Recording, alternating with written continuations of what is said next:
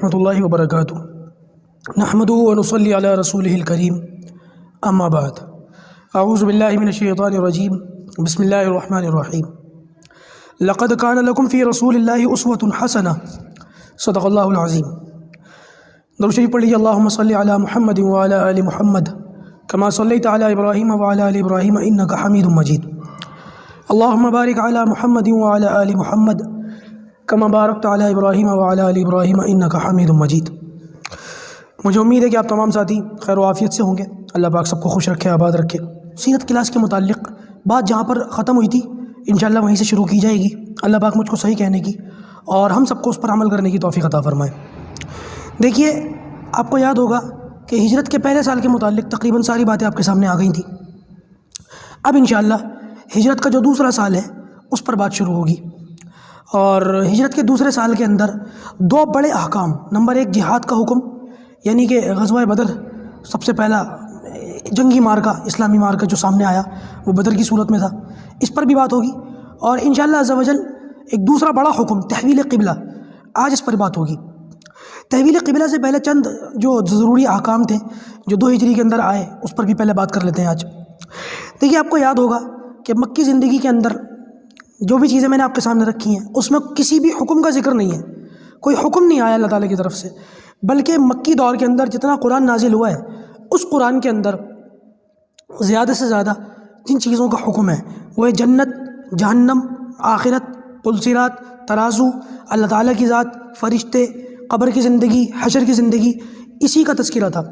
جتنا قرآن مکی دور کے اندر نازل ہوا ہے، آپ خاص طور سے ان سپاروں کو اٹھا کر کے دیکھیے قرآن مجید کے اندر جو آخری کے سپارے ہیں، 29واں سپارہ، 30واں سپارہ، اور پھر ان کا ترجمہ پڑھ کے دیکھیں ان کے اندر جو صورتیں ہیں، سورہ قاریہ ہو، سورہ تکاثر ہو، سورہ اذا زلزلہ ہو، اور سورہ قیامہ ہو، سورہ حاقہ ہو، ان صورتوں کا جب ترجمہ پڑھ کے دیکھتے ہیں تو دل لرز جاتا ہے۔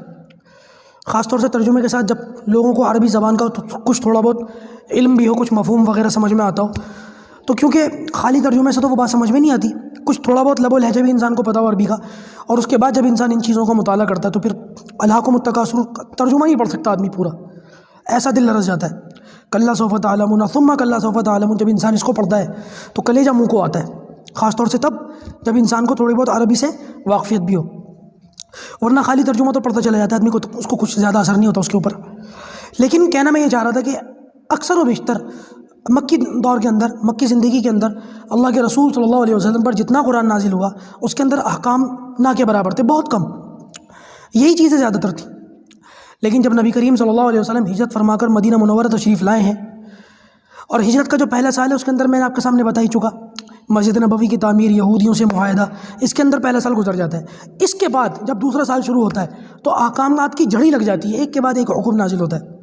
دوسری ہجری کے اندر جو سب سے پہلا حکم اللہ تعالیٰ کی طرف سے نازل ہوا وہ روزے کا تھا، رمضان کے روزے فرض کر دیا گیا، یا ایھا الذین آمنوا کتب علیکم الصیام کما کتب علی الذین من قبلکم لعلکم تتقون۔ اب رمضان کے پورے مہینے کے 30 یا 29 روزے مسلمانوں پر فرض کر دیا گیا قیامت تک کے لیے۔ ہاں، اس حکم کے آنے سے پہلے بھی مسلمان روزہ تو رکھتے تھے، جیسے معراج کے اندر 5 نمازیں ملنے سے پہلے بھی مسلمان نماز سو پڑھتے تھے، لیکن معراج کے اندر 5 نمازیں کر دی گئیں۔ بالکل اسی طریقے سے روزے کا کانسیپٹ تو تھا اسلام کے اندر، لیکن رمضان کے 30 روزے یا 29 روزے اس حکم کے اندر ہے۔ اس سے پہلے عاشورہ کا روزہ جو ہے مسلمانوں کے اوپر فرض تھا، نبی کریم صلی اللہ علیہ وسلم اور صحابہ کرام عاشورہ کا روزہ رکھتے تھے، لیکن جب یہ حکم آیا تو اللہ تعالیٰ کی طرف سے، اللہ کے نبی صلی اللہ علیہ وسلم کی طرف سے پھر مسلمانوں کو یہ حکم دے دیا گیا کہ عاشورہ کا روزہ رکھنا چاہو تو ٹھیک، چھوڑنا چاہو تو بھی ٹھیک۔ اب اس کی فرضیت ختم ہو گئی، فرض روزے یہ رمضان کے ہو گئے۔ دوسرا حکم جو دوسری ہجری کے اندر آیا وہ ہے صدقہ فطر دینے کا حکم۔ صدقہ فطر آپ سمجھتے ہیں نا، ہم رمضان کے آخری عشرے میں عام طور سے دیتے ہیں، عید الفطر کی نماز سے پہلے دے دینا ضروری ہے۔ یہ صدقہ فطر جو ہے یہ بھی 2 ہجری کے اندر آیا۔ البتہ یہ بات یاد رکھنے کی ہے کہ صدقہ فطر آدمی اپنی حیثیت کے مطابق دیا کرے، یہ بات میں نے رمضان کورس کے اندر پڑھائی تھی۔ صدقہ فطر جو ہے ہمارے یہاں پر رواج ہے کہ وہ جو کے حساب سے یا گیہوں کے حساب سے 1.25 کلو گندم یا اس کی قیمت جو مشکل سے 60-70 روپے بنتی ہے، مشکل سے یہ دے دی جاتی ہے عام طور سے۔ لیکن میرے بھائیوں، نبی کریم صلی اللہ علیہ وسلم سے صدقہ فطر اور بھی کئی چیزوں کی مقدار کے حساب سے دینا ثابت ہے۔ آپ نے صرف گندم کے حساب سے، جو کے حساب سے نہیں دیا، آپ نے کھجور کے حساب سے بھی دیا، یعنی کہ 3.5 کلو کھجور یا اس کی قیمت اب آپ اندازہ لگائیں ایوریج درجے کی جو کھجور ہے وہ 100-150 روپے کی ہو جاتی ہے، تو اس کے حساب سے اگر ایک آدمی کا صدقہ فطر لگایا جائے تو پھر وہ 60-70 روپے تو بنے گا نہیں، وہ تو پھر زیادہ بن جائے گا، جو ہے 400-500 روپے بن جائے گا۔ اور نبی کریم صلی اللہ علیہ وسلم سے بعض مرتبہ صدقہ فطر کشمش سے دینا بھی ثابت ہے، 3.5 کلو کشمش، اب اس کا حساب آپ لگا لیں، 500-700 روپے کلو، 1000 روپے کلو۔ تو میں نے ایک مرتبہ بتایا تھا، تو کسی نے مجھ سے کہا تھا کہ بھائی وہ اتنی کشمش کے حساب سے اتنا صدقہ فطر دیں گے، اتنا تو ہمارے اوپر زکوٰۃ بھی واجب نہیں ہوتی۔ تو میں نے ان کو پھر سمجھایا تھا، ایک آدمی پنکھے میں سوتا ہے، ایک آدمی کولر میں سوتا ہے، ایک آدمی اے سی میں سوتا ہے، ایک آدمی بائک سے آتا ہے، ایک آدمی سائیکل سے آتا ہے، اور ایک آدمی کار سے آتا ہے۔ لائف سٹائل تینوں کا الگ ہے، اور صدقہ فطر تینوں کا برابر ہو، میری تو سمجھ میں آتی نہیں ہے منطق۔ آپ کو سمجھ میں آیا تو مجھے سمجھا دینا، میری تو کم سے کم سمجھ میں آتی نہیں۔ جب لائف سٹائل سب کا الگ ہے، کپڑا سب الگ پہنتے ہیں، سواری سب کی الگ ہے، رہن سہن سب کا الگ ہے، اور کولر اے سی بھی سب کا الگ الگ ہے، تو صدقہ فطر سب کا ایک کیوں رہے؟ میری تو یہ بات سمجھ میں، مجھے سمجھاؤ اگر آپ کو سمجھ آئے تو۔ میں صرف یہ بات سمجھانا چاہتا ہوں لوگوں کو، اللہ کرے کہ سمجھ میں آ جائے۔ تو دوسرا حکم جو دوسری ہجری کے اندر آیا وہ صدقہ فطر کا تھا۔ تیسرا حکم جو اس کے اندر آیا وہ عید الفطر کی نماز کا تھا، کہ مسلمانوں تمہارا جو تہوار ہے وہ عید الفطر ہے۔ عید الفطر چھٹی کا دن۔ اب چھٹی میں تو یہ مطلب ہونا چاہیے تھا کہ 5 نمازیں پڑھتے ہو، چھٹی والے دن 5 کی چھٹی ہے، یا کم سے کم 2-3 نمازوں کی چھٹی ہے۔ نہیں، 5 نمازیں پڑھو، 1 نماز ساتھ پڑھو۔ ہمارا کام ہماری چھٹی میں بڑھ جاتا ہے، ہمارا کام ہماری چھٹی میں بڑھ جاتا ہے۔ تو کہا یہ گیا کہ جہاں چھٹی والے دن ہونا یہ چاہیے تھا کہ نماز کم کرو، نماز بڑھا دی گئی۔ تو مسلمانوں کا معاملہ دوسرا ہے، دوسری قوموں کی طرح نہیں کہ آرام کرو۔ اور چوتھا حکم جو دوسری ہجری کے اندر آیا وہ قربانی کا تھا، قربانی کرو جانور لا کر کے اللہ کے راستے میں۔ اور 5واں حکم جو دوسری ہجری کے اندر آیا وہ عید الاضحیٰ کی نماز کا تھا، عید الفطر کی نماز کی طرح عید الاضحیٰ کی نماز بھی پڑھو۔ اس کے بعد جو اگلا حکم آیا وہ زکوٰۃ کا تھا، کہ زکوٰۃ ادا کرو، جس کے پاس 7.5 تولہ سونا ہو یا 52.5 تولہ چاندی ہو اور چاندی کے برابر قیمت ہو اور سال گزر گیا ہو، تو ایسے شخص پر اپنے مال کی 2.5% زکوٰۃ دینا واجب ہے۔ یہ پورا میں نے رمضان کورس کے اندر پڑھایا تھا، کیونکہ رمضان ہی میں ہمارے عام طور سے زکوٰۃ دینے کا رواج ہے، تو میں نے رمضان ہی میں زکوٰۃ کورس پڑھایا تھا۔ اور ایک بڑا حکم جو دوسری ہجری کے اندر آیا وہ تحویل قبلہ کا تھا، اس پر آج انشاءاللہ ہمیں بات کرنی ہے۔ تحویل قبلہ یہ ایک بہت بڑی چیز تھی۔ بات دراصل یہ ہے کہ نبی کریم صلی اللہ علیہ وسلم پر جب سے معراج کی رات میں نمازیں آئی ہیں، 5 نمازیں فرض ہوئی ہیں، آپ صلی اللہ علیہ وسلم پر بیت المقدس ہی کو قبلہ بنانے کا حکم تھا۔ چنانچہ نبی کریم صلی اللہ علیہ وسلم اور صحابہ کرام بیت المقدس ہی کی طرف رخ کر کے نماز پڑھتے تھے۔ روایت کو اگر آپ دیکھیں گے، کتابوں کو، احادیث کا مطالعہ کریں گے تو پتہ ہی چلے گا کہ نبی کریم صلی اللہ علیہ وسلم جب نماز پڑھتے تھے تو اس طرح سے نماز پڑھتے تھے، کیونکہ خانہ کعبہ سامنے تھا، بیت اللہ قریب تھا، تو اللہ کے رسول صلی اللہ علیہ وسلم اس انداز سے نماز پڑھتے تھے کہ جب آپ کا چہرہ نماز کے اندر ہوتا تھا تو اس طرح ہوتا تھا کہ بیت اللہ بھی آپ کے سامنے ہوتا تھا اور بیت المقدس بھی آپ کے سامنے ہوتا تھا، یعنی نبی کریم صلی اللہ علیہ وسلم دونوں ہی چیزوں کی طرف رخ کر لیا کرتے تھے۔ لیکن اس طریقے سے کچھ ٹائم تک نماز پڑھی ہے، لیکن جب ہجرت کا حکم آیا اور نبی کریم صلی اللہ علیہ وسلم مکے سے نکل کر مدینہ منورہ تشریف لے گئے، تو اب مدینہ کے اندر اس کا موقع نہیں رہا کہ بیت اللہ اور بیت المقدس دونوں ہی کو سامنے رکھ کر نماز پڑھی جائے، یہ موقع ختم ہو گیا۔ نبی کریم صلی اللہ علیہ وسلم بیت المقدس کی طرف رخ کر کے نماز پڑھتے تھے، لیکن آپ صلی اللہ علیہ وسلم کی یہ چاہت تھی کہ بیت المقدس کے بجائے بیت اللہ ہی کو قبلہ بنا دیا جائے، بیت اللہ ہی کی جانب رخ کرنے کا جو ہے اللہ تعالیٰ کی طرف سے حکم آ جائے۔ نبی کریم صلی اللہ علیہ وسلم کو اس چیز کی دعا مانگنے کا اللہ تعالیٰ کی طرف سے اجازت مل گئی تھی کہ آپ دعا مانگیے کہ بیت اللہ کو قبلہ بنا دیا جائے، اور نبی کریم صلی اللہ علیہ وسلم دعا مانگتے بھی تھے، اور اسی حسرت کی وجہ سے نبی کریم صلی اللہ علیہ وسلم بار بار وحی کے انتظار میں آسمان کی طرف دیکھتے تھے۔ آپ کا چہرہ مبارک بار بار آسمان کی طرف اٹھ جاتا تھا کہ فرشتہ اب آئے اور جب آئے۔ چنانچہ قرآن مجید کے اندر اسی چیز کا تذکرہ ہے کہ اس کے اندر ایک بہت بڑی آزمائش تھی۔ آزمائش کس چیز کی تھی؟ بات دراصل یہ ہے کہ بیت المقدس کو قبلہ بنانے میں حکمت یہ تھی کہ یہود اور نصارہ، یہ اہل کتاب، اپنے جو ہے بیت المقدس کو اپنا قبلہ تصور کرتے تھے، تو چنانچہ بیت المقدس کی طرف رخ کرنے میں اس طرف حکمت تھی کہ یہ لوگ، ان کا دل جو ہے مسلمانوں کی طرف سے، اسلام کی طرف سے نرم ہو جائے کہ اچھا بھائی مسلمان اور نبی کریم صلی اللہ علیہ وسلم ان بت پرستوں سے بالکل مخالف ہیں، ہمارے نبیوں کو بھی صحیح کہتے ہیں، ہماری آسمانی کتابوں کو بھی صحیح کہتے ہیں۔ صحیح کا مطلب وہ صحیح نہیں جو ان کے پاس ہے آج، جو پہلے ان پر نازل ہوئی تھی اللہ تعالیٰ کی طرف سے، وہ صحیح، اور ہمارے قبلے کو اپنا قبلہ سمجھتے ہیں، تو لہٰذا ان لوگوں کو اسلام اور نبی کریم صلی اللہ علیہ وسلم کے قریب آنے کا موقع ملے گا۔ لہٰذا ہوا بھی یہی کہ کچھ یہودیوں نے اور کچھ عیسائیوں نے نبی کریم صلی اللہ علیہ وسلم پر کلمہ پڑھ کے اسلام قبول کیا۔ میں بتا چکا ہوں، ان کی وضاحتیں آ چکی ہیں۔ سلمان فارسی اور جو ہے عبداللہ ابن سلام جیسے یہود اور عیسائی بعد میں ایمان لے کر کے آئے، مسلمان ہوئے، صحابہ کہلائے۔ اس کے بعد نبی کریم صلی اللہ علیہ وسلم نے 16-17 مہینے تک تقریباً بیت المقدس ہی کی طرف رخ کر کے نماز پڑھی، لیکن پھر کیونکہ آپ صلی اللہ علیہ وسلم کی تمنا تھی اور حکم بھی یہی آنا تھا، تو اللہ تعالیٰ نے آیت نازل فرما دی، قد نرى تقلب وجهك في السماء۔ مفہوم ہے اس کا، قد نرى تقلب وجهك في السماء فلنولينك قبلة ترضاها فول وجهك شطر المسجد الحرام، کہ بار بار آپ کا چہرہ آسمان کی طرف اٹھایا جانا ہم نے دیکھا، اور ان قریب یعنی کہ وعدہ ہے اس کے اندر کہ ہم ان قریب آپ کو بیت اللہ کی طرف رخ کرنے کا حکم دے دیں گے، یہ اللہ تعالیٰ کی طرف سے وعدہ آ گیا۔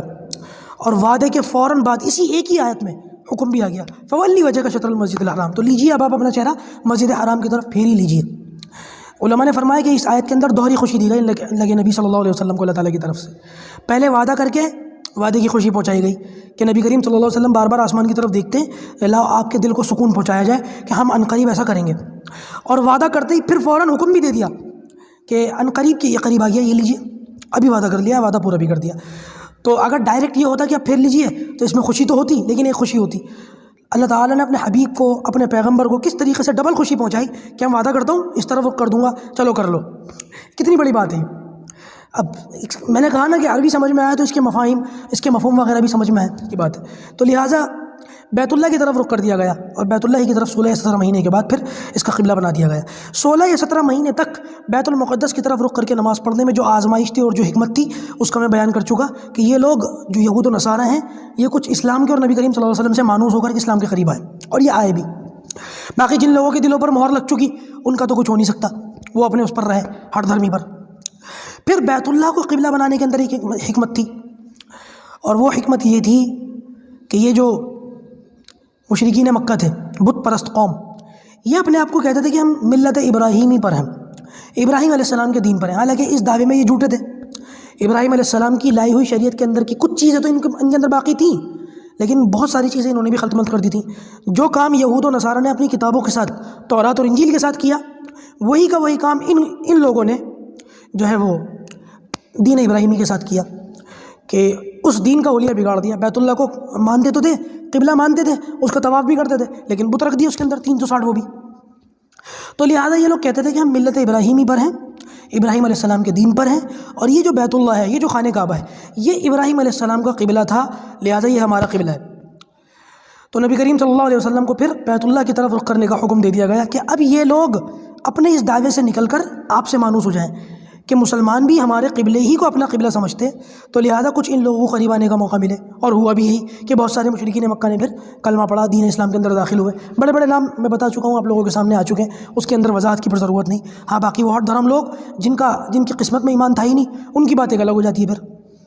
تو بہرحال نبی کریم صلی اللہ علیہ وسلم نے پھر جب بیت اللہ کی طرف رخ کیا تو یہود و نصارہ کی طرف سے تسلی ہو چکی تھی کہ جن لوگوں کو ایمان لانا ہے وہ اب ایمان لا چکے، اب ان لوگوں کو جو ہے تھوڑا سا مانوس کرنے کی ضرورت تھی، تو لہٰذا اس طرف رخ کرنے کا حکم آ گیا اور بیت اللہ ہی کو ہمیشہ کے لیے قبلہ بنا دیا گیا۔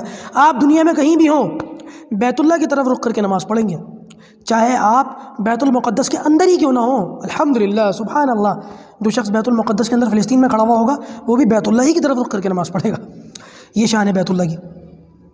تو بہرحال ہوا بھی یہی کہ تم جس ملت ابراہیمی پر ہونے کا دعویٰ کرتے ہو، اصل وہ دین ابراہیم اللہ تبارک و تعالیٰ نے نبی کریم صلی اللہ علیہ وسلم کو دے کر کے بھیجا۔ یہ بات یاد رکھیے گا کہ جو شریعت نبی کریم صلی اللہ علیہ وسلم لے کر کے آئے ہیں یہ ہو وہی ہے جو ابراہیم علیہ السلام کو دی گئی تھی، ساری کی ساری چیزیں اس کے اندر وہی ہیں جو ابراہیم علیہ السلام والی تھی، اور اس سے اس قوم کے اندر کافی اثر بھی پڑا، اور یہ قوم پھر باقاعدہ اس طرف جو ہے مانوس بھی ہوئی، اور اللہ تبارک و تعالیٰ نے اس کے اندر آزمائش رکھی کہ ان کو پہلے قبلے سے محروم رکھا، پھر ان کو قبلے سے محروم رکھا یہود و عیسائیوں کو۔ اور ہوا بھی یہی کہ بعد میں جب بیت اللہ کو قبلہ بنا دیا گیا، کچھ منافق ایسے تھے جو اسلام لائے نہیں تھے، صرف اپنے اسلام کا جھوٹا دعویٰ کرتے تھے، منافق تھے، ان کی منافقت کھل گئی۔ کچھ ایسے تھے جو اسی وقت ان کی قلعیں اتر گئی، اور ان لوگوں نے اپنے دوسرے یہودیوں کو، عیسائیوں کو مسجدوں سے جانے سے روکا، نبی کریم صلی اللہ علیہ وسلم کی مجلسوں میں جانے سے روکا کہ ان کی مجلسوں میں نہ جایا کرو، انہوں نے ہمارے قبلے کو چھوڑ دیا۔ لہٰذا ان کی قسمت میں بہرحال ایمان نہیں تھا، صحابہ کرام اپنی جگہ پر ڈٹے ہوئے تھے، ان پر کسی کی بات کا کوئی اثر نہیں ہوتا تھا، ان کا ایمان پکا تھا، نبی کریم صلی اللہ علیہ وسلم پر ایمان لائے ہوئے تھے، وہ اپنی بات سے نہ پھرے، وہ اپنے دین سے نہ پھرے، ہمیشہ اسی پر رہے۔ تو لہٰذا مسجد نبوی کا جو پہلا قبلہ تھا وہ اس طرف تھا، دوسری طرف۔ اب جو قبلہ ہے وہ وہی ہے جس طرف جو ہے بعد میں حکم آنے کے بعد، بیت اللہ کی طرف حکم آنے کے بعد پھر یہ قبلہ بنا دیا گیا. اب اس طرف دروازے بنا دیے گئے جس طرف قبلہ تھا پہلے. اور یہ مسجد ذو قبلتین کا آپ نے سنا ہوگا، میں نے ذکر بھی کیا تھا اس کے اندر آج بھی 2 قبلے ہیں، باقی رکھے گئے دونوں قبلے. دراصل جب یہ آیت نبی کریم صلی اللہ علیہ وسلم پر نازل ہوئی تھی اس وقت مسلمان کچھ صحابہ کرام اس مسجد کے اندر پرانے قبلے کی طرف رخ کر کے نماز پڑھ رہے تھے. گلی میں کوئی باہر قد نرا تقلب وجهک فی السماء یہ والی آیت پڑھتا ہوا گیا. انہوں نے نماز ہی کے اندر اس آیت کو سنا کہ اللہ کے رسول پر یہ آیت نازل ہوئی ہے، تو وہ نماز ہی کے اندر گھوم گئے سارے کے سارے نمازی. میں وضاحت کر چکا ہوں. پھر جس طرف گھوم کر کے نماز پڑھی یہ وہ نماز تھی جو بیت المقدس کی طرف شروع ہوئی اور بیت اللہ کی طرف اس نماز کو جو ہے رخ کر کے ختم کیا گیا. یہ واحد ایسی نماز ہے دنیا میں کہیں نہیں ہوئی. لہٰذا اس کے دونوں قبلے پھر باقی رکھے گئے. وہ قبلہ یادگار کے طور پر بھی رکھا گیا اور یہ قبلہ تو پھر ہے ہی قبلہ. اور اس کا نام پھر آج تک مسجد ذو قبلتین ہے. ذو قبلتین، 2 قبلوں والی. جو لوگ حرمین شریفین کی زیارت کے لیے جاتے ہیں، حج کرنے کے جاتے ہیں، عمرہ کے لیے جاتے ہیں، ان کو مدینہ بھی لے جایا جاتا ہے اور مسجد نبوی کی زیارت بھی کروائی جاتی ہے، صلاۃ و سلام پڑھوایا جاتا ہے. اور وہاں پر صلاۃ و سلام پڑھنے کے بعد پھر جو ہے وہاں کے جو دوسری چیزیں ان کو دکھایا جاتا ہے. خندق دکھائی جاتی ہے اور وہ دکھایا جاتا ہے قبرستان، کیا نام اس کا، بقی. پہلے تو یہ بقی بہت مسجد سے بہت دور تھا، اب تو مسجد نبوی بڑھتی گئی، بڑھتے جو بقی ہے وہ مسجد کے بالکل برابر میں آ گیا. میں کبھی گیا نہیں ہوا لیکن میں نے اتنا اس کے بارے میں پڑھا ہے اور اتنا اس کے بارے میں جو ہے ریسرچ کی ہے. ریسرچ کیا بس ٹوٹا پھوٹا ہی، ریسرچ کا لفظ تو کہہ نہیں سکتا میں، طالب علم خود. تو مجھے آنکھوں کے سامنے ہے ساری چیزیں، سارا نقشہ پتہ ہے. اللہ کا فضل ہے مسجد نبوی کے اندر صحابہ کرام کے جو گھر ہیں میں ان کو بھی لوکیٹ کر سکتا ہوں کہ حضرت حفصہ کا گھر کہاں تھا، حضرت سودا کا گھر کہاں تھا. اگر اللہ تعالیٰ نے کبھی موقع دیا تو انشاءاللہ عز و جل وہاں جا کر کے میں چیزوں کو دیکھوں گا، ڈھونڈوں گا، تلاش کروں گا. اور مطلب کہنا یہ چاہ رہا تھا کہ آپ لوگوں کو بھی کبھی اللہ نے موقع دیا مجھے تو انشاءاللہ عز و جل یہ ساری چیزیں جیسے کہ میں ماڈل لگاتا رہتا ہوں. آج بھی میں نے نبی کریم صلی اللہ علیہ وسلم کے اندر کے روزے کا ماڈل لگایا تھا. تو یہی ہمارے پڑھنے کے ذریعے ہیں یہ ماڈل وغیرہ. کبھی اگر اللہ نے موقع دیا تو انشاءاللہ سامنے رکھ کر کے دکھا کر کے پڑھاؤں گا، بڑا مزہ آئے گا انشاءاللہ سیکھنے میں، پڑھنے میں. تو یہ جو ہے تحویل قبلہ کے تعلق سے تھوڑی سی وضاحت تھی جو آج آپ کے سامنے آئی. کل انشاءاللہ اصحاب صفہ کے تعلق سے تھوڑی سی بات کریں گے کیونکہ سیرت کا ذکر آئے اور اصحاب صفہ کا تذکرہ نہ آئے یہ بڑی بے ایمانی ہوگی اور بات ادھوری ہو جائے گی. لہٰذا پہلے کل اصحاب صفہ کے بارے میں پڑھیں گے، پھر انشاءاللہ عز و جل آگے اپنی جو ہے سیرت جہاد اور غزوہ بدر سے پھر آگے چلے گی.